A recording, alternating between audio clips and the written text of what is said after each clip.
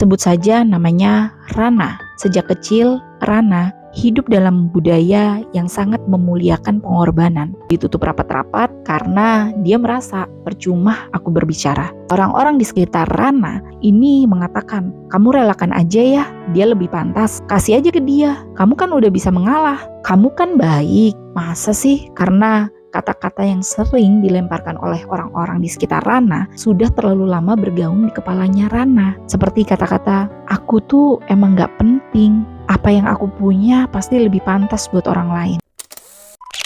Ada banyak orang yang tumbuh dalam lingkungan di mana mengalah dianggap sebagai kebijaksanaan tertinggi, di mana kebahagiaan orang lain selalu lebih penting daripada kebahagiaan diri kita sendiri, di mana suara kita dinilai gak sepenting kebutuhan orang lain, dan tanpa kita sadari, itu perlahan membentuk kita. Dari sini, mungkin kita mulai dari sebuah kisah. Sebut saja namanya Rana. Sejak kecil, Rana hidup dalam budaya yang sangat memuliakan pengorbanan. Jika ada satu kue dan ada dua orang yang menginginkannya, ia harus menyerahkannya. Jika ada kesempatan bagus, Rana ini harus mengalah. Dan ketika Rana mempunyai sesuatu yang ia suka, orang lain akan berkata, kasih aja, dia lebih butuh daripada kamu. Kamu kan baik, kamu kuat, kamu ngalah aja. Dan dari situ, sosok Rana belajar satu hal yang menyakitkan, bahwa apapun yang ia punya, entah benda, ruang, hak, bahkan perasaan, bisa diminta darinya kapan saja, tanpa banyak protes, tanpa banyak tempat untuk dia marah. Rana kemudian tumbuh menjadi orang yang selalu memberi, sampai orang di sekitarnya jadi terbiasa. Mereka nggak pernah bertanya apakah Rana rela ataukah Rana bersedia. Mereka hanya mengasumsikan bahwa Rana akan berkata iya sama seperti biasa, yaitu mengalah. Dan setiap kali Rana memberi sesuatu yang sebenarnya ingin dia pertahankan, ada sedikit bagian dari dirinya yang mulai rapuh. Lama-lama itu menjadi luka dalam diri Rana. Rasa marah perlahan mulai muncul, tapi dia gak pernah mengungkapkan. Rasa kecewa mulai tumbuh, tapi selalu dia pendam. Rasa sakit perlahan dia tumpuk, lalu ditutup rapat-rapat karena dia merasa percuma aku berbicara. Seakan-akan dunia hanya punya satu versi di mata Rana, yaitu versi yang harus selalu baik menurut standar orang lain, tapi nggak pernah baik untuk dirinya sendiri. Namun, di suatu hari, Rana mengalami titik balik. Ada sesuatu yang sangat dia inginkan, bukan barang, tapi kesempatan, sebuah peluang yang dia rasa bisa mengubah hidupnya. Dia sudah mempersiapkan segalanya, tapi seperti biasa, orang-orang di sekitar Rana ini mengatakan, kamu relakan aja ya, dia lebih pantas, kasih aja ke dia, kamu kan udah bisa mengalah, kamu kan baik, masa sih kamu egois? Dan untuk pertama kalinya, hati Rana mulai berteriak. Ia merasa batasnya sudah jauh terlampaui. Ada sesuatu yang hancur di dalam dirinya, bukan karena ia gak dapat kesempatan itu, tapi karena dia mulai sadar bahwa hidupnya bukan milik dirinya sendiri. Dia sudah terlalu lama dijadikan tempat untuk mengambil, dan tidak pernah ada yang mengajarinya cara mempertahankan.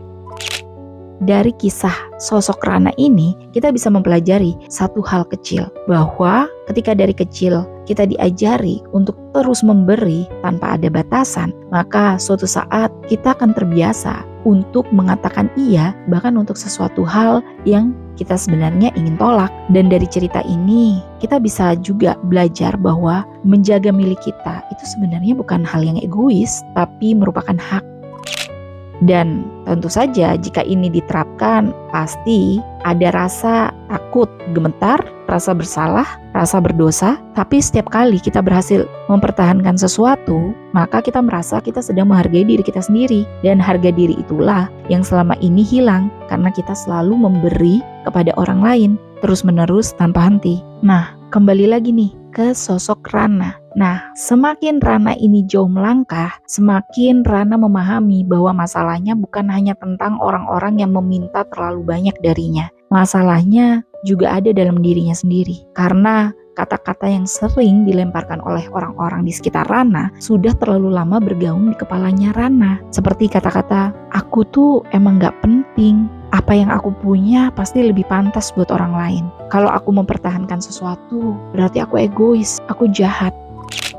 Suara itu sudah terlalu lama ada di kepala Rana karena terlalu banyak orang yang terus menghakimi Rana ketika Rana mencoba untuk terdiam ataupun pernah mencoba untuk menolak. Namun suara-suara itu bukanlah milik Rana. Suara itu hanya dia warisi dari cara orang memperlakukannya selama bertahun-tahun. Dan untuk sembuh, Rana harus mengubah pemikirannya bahwa dia pantas memiliki sesuatu, dia pantas mempertahankan miliknya, dan dia pantas mendapatkan kebahagiaan, ruang, dan penghargaan, nggak lebih sedikit dari siapapun, bahkan dari orang-orang di sekitarnya. Sebenarnya dari sini kita bisa melihat bahwa keberanian itu nggak pernah tumbuh dari menyalahkan diri sendiri. Dan dari cerita tentang sosok Rana tadi, kita bisa melihat bahwa lingkungan itu terkadang membentuk kita menjadi orang yang selalu mengalah, bukan karena kita nggak berharga, tetapi karena orang-orang sekitar kita terlalu egois dan tidak punya batasan dalam mengambil sesuatu dari orang lain. Tapi mungkin itulah cara mereka bertahan hidup.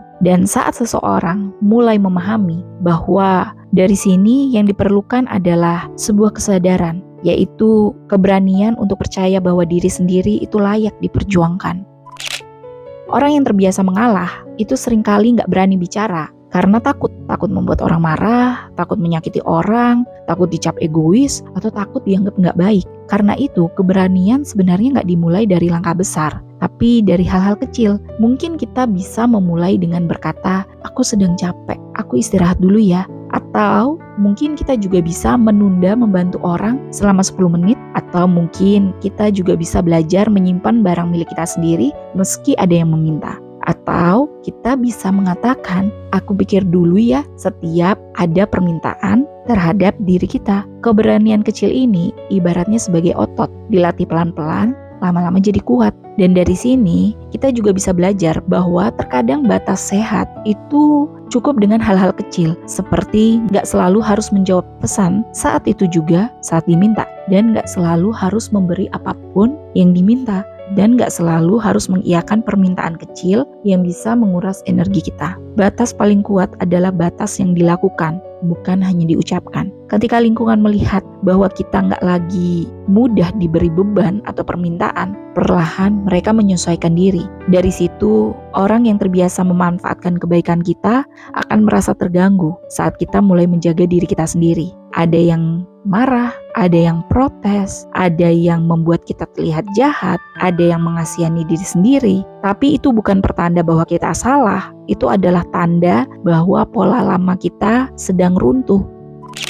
Kalau sekarang ada yang berada di posisi seperti sosok Rana, mungkin kita bisa menyiapkan diri kita dengan pikiran ini. Nggak semua orang akan nyaman dengan versi diriku yang sehat, tapi itu bukan alasan untuk aku kembali sakit. Keberanian itu tumbuh ketika seseorang siap menerima bahwa perubahan itu pastinya akan mengguncang keadaan, tapi itu yang terbaik untuk diri kita. Keberanian nggak lahir sendirian, dan perlahan kita pasti akan mulai menemukan 1 atau 2 orang yang mulai mendukung pilihan kita. Bisa teman, guru, atau komunitas lain yang selaras, dan nantinya lingkungan yang baru tersebut akan menjadi tempat kita berlatih untuk percaya bahwa mengatakan tidak itu bukanlah hal yang jahat, dan orang-orang itu juga akan menjadi tempat kita bercerita tanpa takut dihakimi, dan tempat kita merasa bahwa diri kita sendiri itu juga butuh dan layak untuk bahagia. Kadang yang kita butuhkan bukan banyak orang, cukup beberapa orang saja, tapi yang bisa berkata,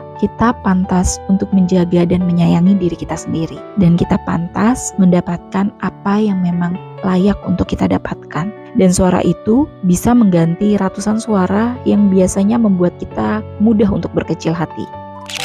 Keberanian seperti itu nggak muncul tiba-tiba, karena itu bukan sifat bawaan, tapi proses. Kita tidak tiba-tiba berubah menjadi orang yang tegas, tapi kita perlahan tumbuh menjadi orang yang tegas. Perlahan, dengan langkah-langkah kecil yang konsisten. Karena ketika kita mulai memilih diri sendiri, dunia akan perlahan menyesuaikan dengan diri kita.